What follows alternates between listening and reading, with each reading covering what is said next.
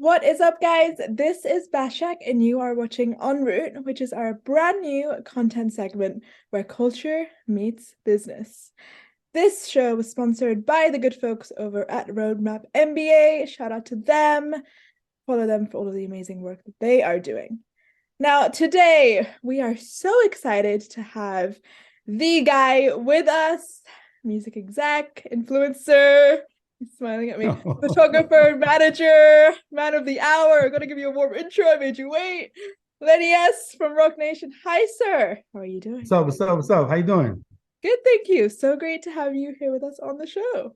I appreciate you having me. I'm humbled. I'm honored, and thank you for considering me. Of course. Now, when I sat down to kind of research for this interview, there was something about your life journey that occurred to me time and time again. Many people know you as Lenny S, and you kind of lead with your lens. But often I think your skill set, if I may call it that, extends beyond the camera. There's a quite prophetic nature to what you do. Would you agree? I guess some would say, yeah. Yeah. I mean, Yeah. how does one better develop that muscle, as it were? Because you have to have a feel for when the right moment presents itself, when, for example, an unknown artist becomes a Vic Mensa of the world. Got it. And that sense of it, there's a feeling there. And how does anyone listening and who's doing this work get How that? do you how do you exercise that muscle, I guess, per Mm, se? I think for me it's instinct. You know what I mean? mhm, When you talk about a new artist, a new brand, a new director, photographer, barber, it doesn't matter, right? I've helped and discovered and assisted, many developed and creative, developed, yeah, many creatives in the business. And it's all on instinct. And the instinct is, whether it's from their skill set, whether it's from their energy, whether it's from an experience we had, a working experience, watching them from a distance. I'm a fan myself of everything, of the arts, of the music, of the production. I'm a fan, of entertainment in general, which spans, all the way from fashion to sports and film and television, music, you know what I mean? So mm, I take everything I take everything in from a fan's perspective. And I go by instinct, what they have what do they have that's special? What do they have that I know, will mm, transcend, way mm. beyond me being here, will transcend way beyond me giving them an opportunity or a job or a paycheck or whatever the case may be. So I would say, the easiest way to answer that is instinct. No, beautifully put. It reminds me of a line that Drake said about creating bodies of work, Mm-hmm, and you're mm-hmm, kind mm-hmm. of creating people of work, right? That Yeah. exists beyond the one moment. Yeah, yeah. And he does the same. I think like him and Jay and Wayne and Ross, there's many artists who, more of the like, OG artists, artists that have been doing their thing for a while, that go out of their way to either help other artists, do songs with them, features, do things to help them kind of get like a boost, you know what I Sure. mean, Leg in up. what they're doing. And, like you said, Drake, and like a lot of the artists I just mentioned, they do those things where they, and even for somebody like Jay, who it may not be a verse anymore. It may be helping you get out of jail. It may be helping you, start up a foundation. It may, it's a lot of different things that people can help others with, to help them on their journey, whatever the case may be. Beautiful. Thank you. Now, you grew up in the Bronx. You came up in a time of monumental change for the music industry. And you kind of saw this, humongous evolution and a sacred evolution that I don't know that we're going to see ever again to the kind of, from analog to digital, as it were, and then culturally as well. Um, we love music. We all love music. And, for me, music is so sacred, but the business of music is not that, right? At all. Right. How would you suggest that artists of today protect the authenticity of the sound and their kind of creation and their baby, given how much they have to then go and sell their baby on the black market sometimes? Good question. I think the way they protect their interests and they protect their creativity is by ownership. And the more and more I see artists now in the last like even 5 to 10 years coming up, you know, they have more control of what they're doing because they own their own music, or they own their own visuals, or they own their own merchandise, and they own their own brand. Where, you know, it was a big difference from before.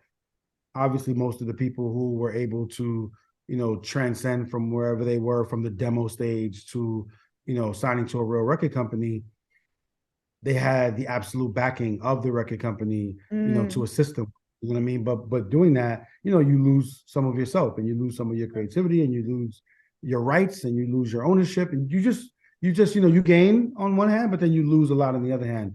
Whereas now the newer artists, I don't think they have to sacrifice that stuff. They don't have to sacrifice their art. They don't have to sacrifice their masters. They don't have to sacrifice their visuals. You know what I mean? They're doing everything on their own. They're creating on their own. They're touring on their own. They're making music and putting music out on their own.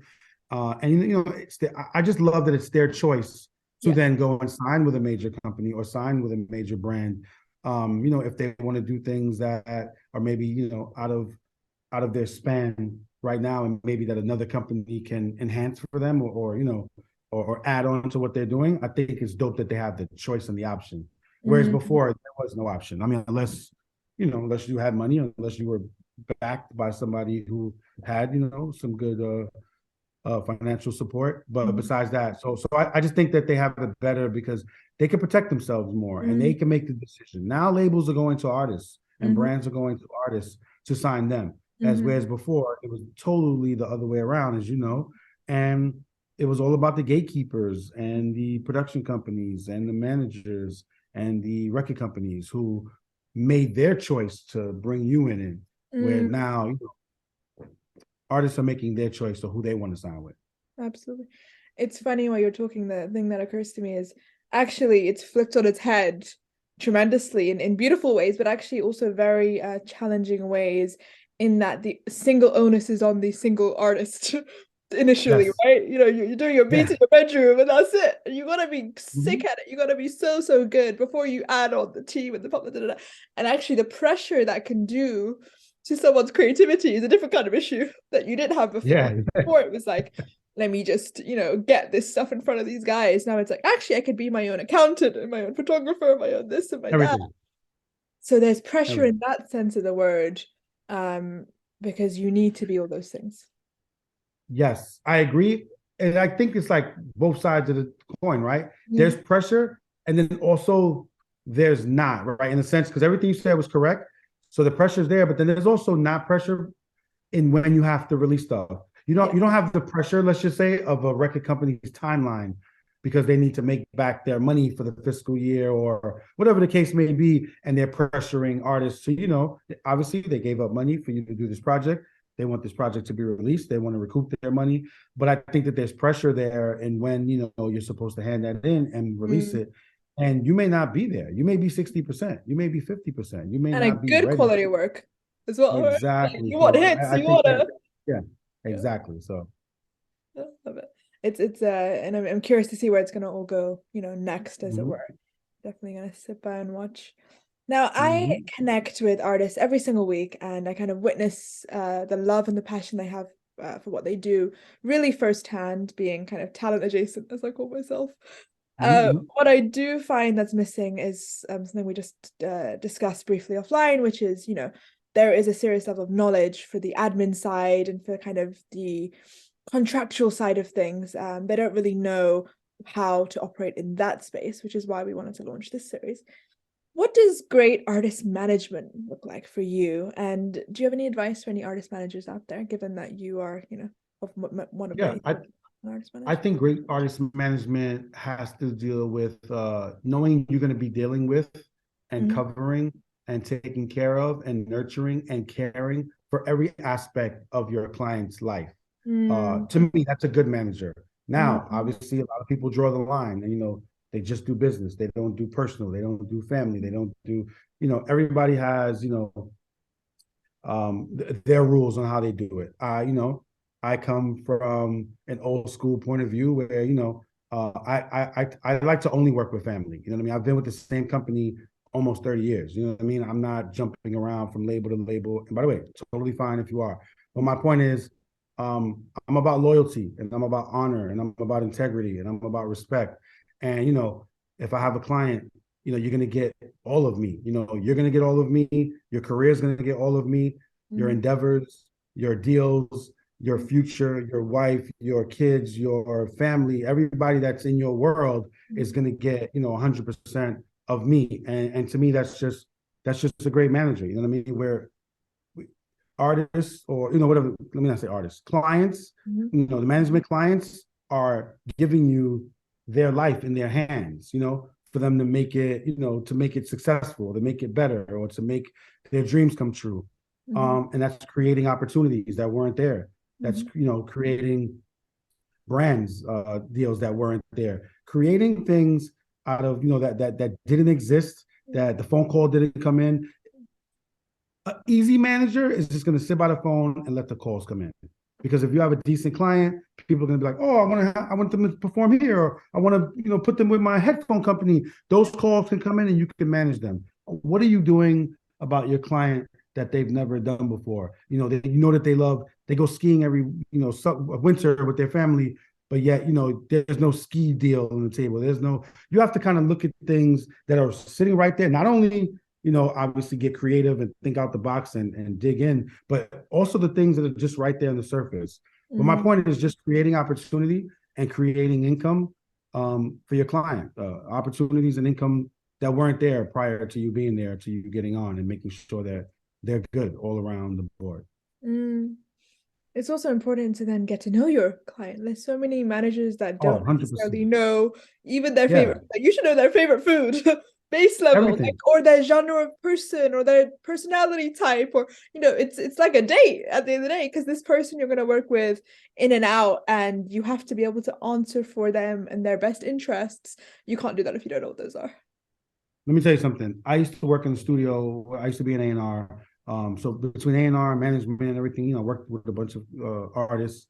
And when I did a lot of studio stuff, or just in general, I knew my clients. I knew my artists. I knew what they liked. I knew what they didn't like. I knew to order food for them maybe an hour and a half before I knew they were going to get hungry, because then I might lose them. I might lose them because they're hungry and then they get grumpy, like anybody might get. I might lose them because they might want to go out and eat and leave the studio, which means less time in the studio, less being done. So I would think ahead. So by the time they're like, man, I'm getting hungry, what y'all think? And I'd be like, oh, I already ordered you your curry chicken. They'll be here in 10 minutes. You know what I mean? So you have to know them. You have to know everything about them. You have to think ahead. And that's with anything, not just food in the studio. You know what I mean? Being in another state, another country, being at a venue. What do they like? It's just like artists have their rider, the artist rider of all the things they want in their dressing room. You're their human rider. You know what I mean? You have to know and be ready for anything that they want and be able to provide that. So you're right. Knowing your client in and out is knowing, how you're able to deal with them and how you're able to get the best and the most out of them. Absolutely. So what does it take for someone to make you fall in love with them as an artist? Like, at the end of the day, there has to be a bit of love there. You have to be like, this guy or this girl, this person is so, I can see the diamond in the rough. Is it an energy thing for you? For you to want to ride so hard for them, For me, in order for myself to fall in love with an artist, it starts first and foremost with their artistry. And with the artistry, that's anything. That can come from the music, that can come from their charisma, that can come from their star quality, that can come from their aura, that could come from, whatever talent it is they have. Obviously, you want your client, your artist, to be talent driven, whereas, obviously they're so talented that speaks for itself. But it's not just about talent, right? There's all these other variables that live within an artist when an artist walks in the room, and how they're received in the room, and the energy that they're giving and receiving. That says something to me. I've seen people walk in the room that aren't artists, but just have like a really dope, great, unique style that everybody's just kind of like drawn towards, or a good personality that everybody's drawn towards. So those are the things that I'm looking for first and foremost, because remember, you don't know these people in the beginning, and then getting to meet them and getting to, know who they are as a person. For me, it's like, what are your goals? What are your aspirations? What do you want to do? Do you want to change the world? How do you want to change the world? Do you want to change things in your neighborhood? Do you want to make music for now? Or do you want to make music, be a legacy artist forever? You know what I mean? So I kind of look at all those things. And then, when those kind of things check out, of course, it's energy. It's you said it earlier, and I love that you said it. You said it's like dating, right? It's like I think that the industry is like also is like courting, you know what I mean? Yeah, And better word. you court somebody. If you want to date a woman, what do? You court her, right? You ask to take her out. You take her out to some place that you want to impress her, him or her rather. You want to make sure that everything's perfect. You want to make sure the vibe is right. You want to make sure you're courting them. Same thing when you're trying to sign an artist or sign someone, you're courting them. Yeah. The thing is, don't let that shit just be a honeymoon phase. You know what I mean? Don't do that. And for the first 3 months or the first 3 years of your 10-year journey, it's just great in the beginning, right? We've all heard that story. The first few months is always the best, the first year, whatever, have that same relationship, keep that same energy throughout. And, I'm just as excited. I'm just as ambitious. I'm just as driven. I'm just as, if not more, because it deepens. If not more for me, then you're 10 years later than I am. Correct. So that's my thing, you know what I mean? But a lot of people, just like in relationships, after a while tend to lose interest. They tend to do less and less than what they were before and not treat it like that thing you wanted in the beginning so bad. Beautifully put. Can't lose that. It's sacred and you got to protect it and you got to fight for it. You got to fight for each other. And then that's what matters. And also, I guess to answer your form, the simple answer to that is I can't want this more than you do. I can't want success more than you do. I can't want, I can't want it more than you do. I can want it just as much or equally or more in a sense of just by a little bit. But I mean, I can't be on 100 and you're on 42 as if everything's all good, because then it just won't work. I'm not, I think you have to be compatible with the person you're working with. 100%. One thing I definitely admire about you is that you're somebody who kind of instinctively understands how far-reaching your impact and your influence can be, and crucially, right, to that, you use it for good. There's a lot of people out in this world who have impact and influence and they do nothing with it and they let it sit, or they kind of accrue what I call political power with it, right? And political savviness for their own gain or for the gain of people around them, and that is it. Has empowerment of this kind always been an important consideration for you, or was it something that kind of came a little later on in your career once you had earned your own stripes a little bit too? Empowerment came upon me wanting to empower people, right? The empowerment part of it. It came to me early on, right? And I was blessed to have seen this early on, which I don't know if people do or don't, but I was when I was trying to develop relationships in the business, and I was trying to get internships or a job or just apply at different record companies. I was going around having meetings with people, and I noticed, it was a certain narrative of just kind of almost like when you're nobody, just that people treat you anyway. I wait outside offices for hours sometimes. I wait outside offices for hours with not a complaint in the world, just to have the person come out and be like, oh man, we got to do another day. It's no different from right now. I could have went off and did something else. I kind of missed my time. Then you missed the time.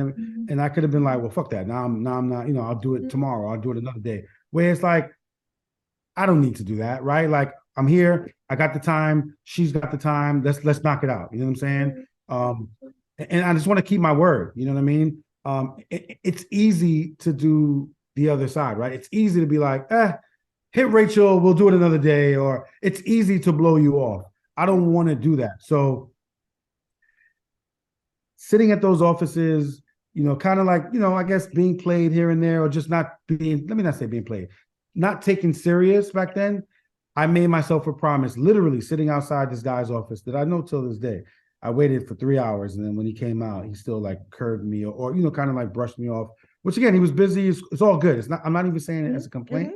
My point is, I made myself a promise to try not to ever do that to people, and to try to be there and empower people, and to try to give people opportunities, even if I'm not there in person, even if I'm from a distance. And I love that we live in a time of, social engagement, because I could discover people from across the country, across the world, and still give them an opportunity, just not because I've dealt with them hands-on in New York or LA or Miami. So that sense of empowerment came upon me early, and it had nothing to do with me. It had everything to do with everyone else, and making sure that they're empowered, and then I'm giving people that didn't have opportunity or can't normally get an opportunity because these other people are so driven by ego and pride and money and shit, that I'm gonna release that, and I'm gonna give you, and I'm gonna give many people as much as I can, to help, like I said, get them to the next level, step, or journey. Beautiful. I mean, we're grateful that you lead with that humanity, right? And we need more of it, especially for people who have decision-making power, because often we know the narrative, they're white and they're, self-interested, and whatever we can do to break that and help uplift, we'll try, and grateful for the work that you do to make that happen. Thank you. You've been around a lot of people, and you've seen a lot of triumphs but also downfalls, right? Like, what goes up must come down, and fame is sometimes an ugly beast, and a lot of people are striving for fame and not necessarily the work of it. I'm sure you've seen that as well. I'm so curious to hear your thoughts on character. What 3 attributes have you seen that you feel like you need in this industry to be great, right? If greatness is a process, to borrow from you guys, if I may, what are the 3 attributes that you are like, all right, you need to have these guys? Three attributes. One for sure, I would only say one, but 3, I'll try to pull 3. Is humility. To me, humility has gotten me so far. Humility has put me, in front of people that I can't even imagine, to develop relationships with people I've never thought I would be in the same room as, and like I said, again, I'm honored and I'm privileged. I think, it's a privilege for me to be where I am. No matter how accomplished I get, I'm still always excited or surprised at, some of the people that I come across, that I get to either, work with, have a personal relationship with, or both. And that's from humility. That's from just me. I'm just always grateful. I'm grateful where I am. I'm grateful for the opportunity I've been given. And I'm grateful for what God and everybody who's given me an opportunity in this business has given me. I'm super grateful, and I'm never going to forget that. And I'm going to move as such.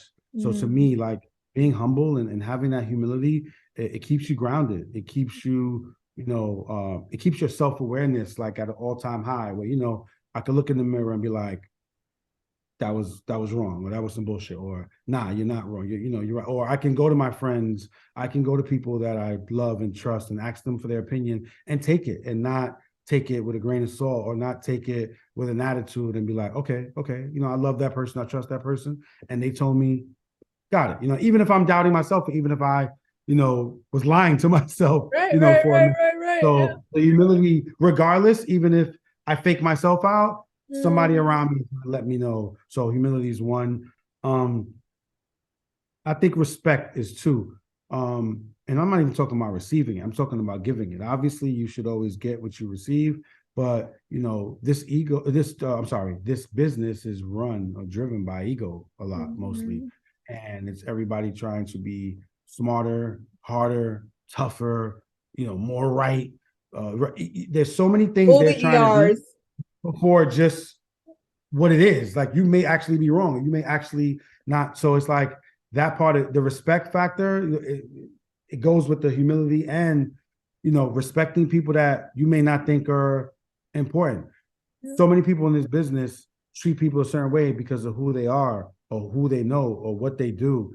And and I've dealt with it myself. I've met people, and they've been cool, they've been semi-kind, and not knowing who I was, and then somebody tells them, or they get wind of who I am, and they think that I'm somebody. Now, like, the energy's different. Okay, you know what I'm saying? And it's like a more of an excitement. It's more of a like, oh, now I respect you, or now I could, give you more conversation, or give you anything. You know what I mean?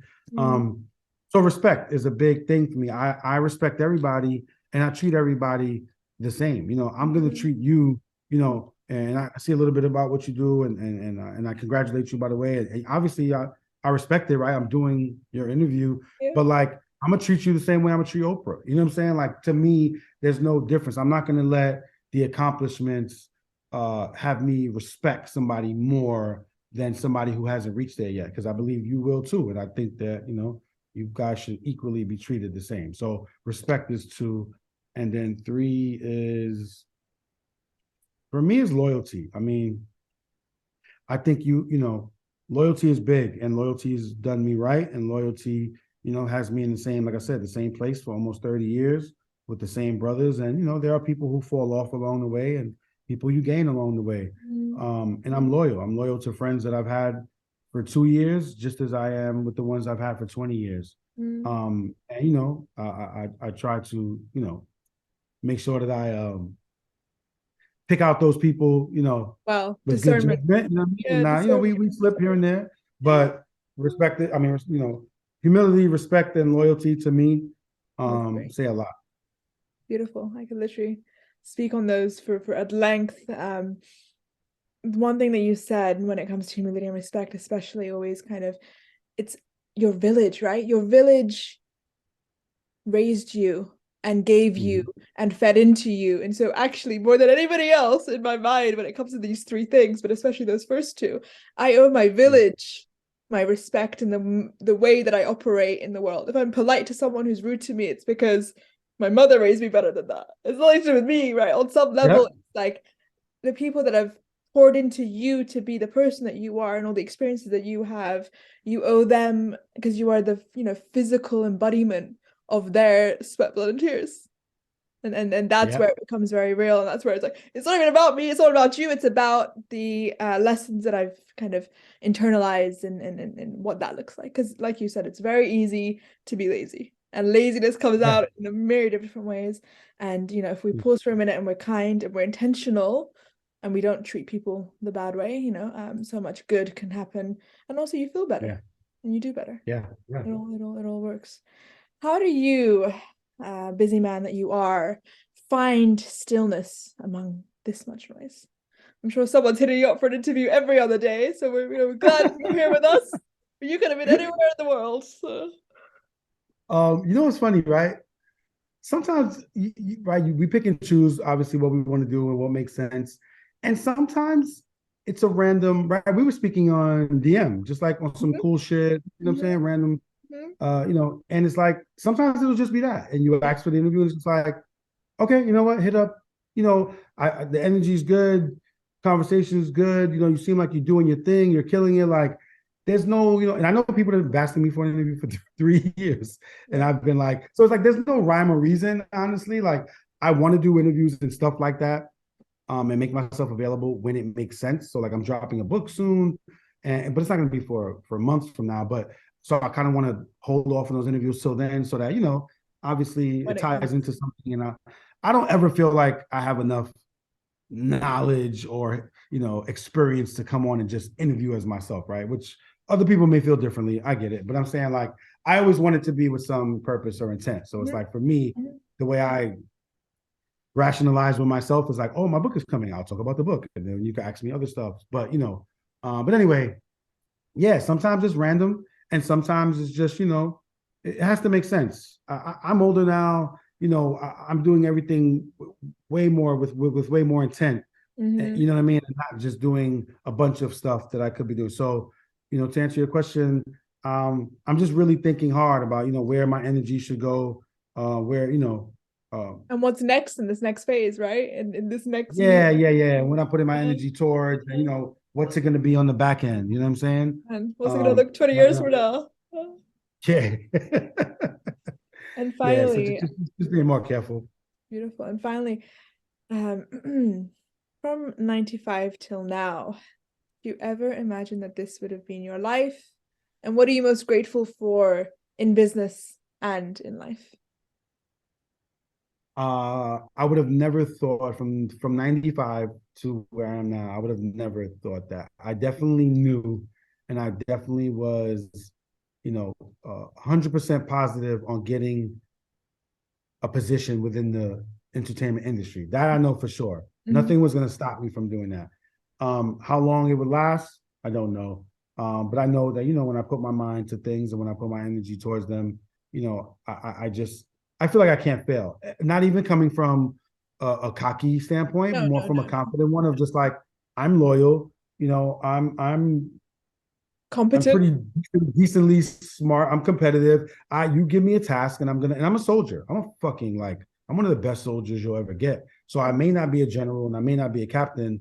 And I get that. I understand that. I can be, but I choose to be, you know what I'm On the saying? ground. A On the loyal, ground with the people, right? dedicated soldier who can accomplish anything. So for me, you know, again, without sounding cocky, whatever company hires me, you're fucking welcome. Like, good job. Yeah. Because trust me, Yeah. what you're gonna get from me is, you know, 1000%. I'm gonna put you before, you know, anything in my life. You know, I mean, outside of my kids here and there, but like, you know, I'm gonna put this project, opportunity, Mm-hmm. artist, whatever the case is, I'm putting that shit first, and you'll see the result of somebody who dedicates everything towards it, my life, to somebody who just dedicates, you know, when it's convenient for them. And God bless them. Mm-hmm. The most grateful part is me being able to, I think that God blessed me with working with my favorite artist, Mm-hmm. businessman, entrepreneur in the world, right? I begged God, I begged people, I begged everybody from 11 years old, legit 12 years old, trying to get in the game. And he could have put me with anybody. He could have put me with, I'm not being funny, a one-hit wonder, a label that went washed You away could in have 5 stayed with years. P. Diddy. Could have stayed. Yeah. I I mean, could have been, no, for real. I could have up been to him, anywhere. but And no, I know what you mean. yeah. And you know, I went with Jay and I believed, and I didn't even think Jay would be this big. I knew he would be the biggest in the game, but you know, again, it proceeded what I thought, but I know that it was the right decision, and I know, so I'm so grateful that, again, I didn't do shit. God put me in a position, say, okay, you want to be in this business? You really Mm-hmm. want to do this? You really want Mm-hmm. to? Here, I'm going to put you with the Mm-hmm. best that ever did it. That I can't. What I Well, could stop today and be fine.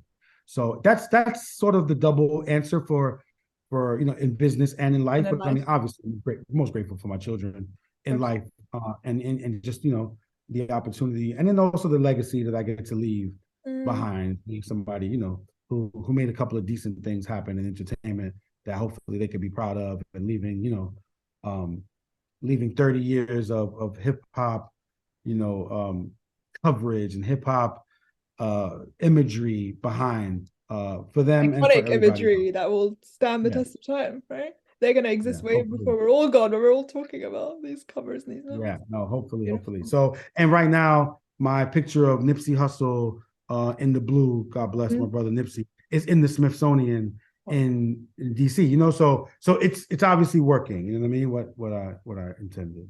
the marathon continues. Lenny S, It thank you so much for being on the is. show.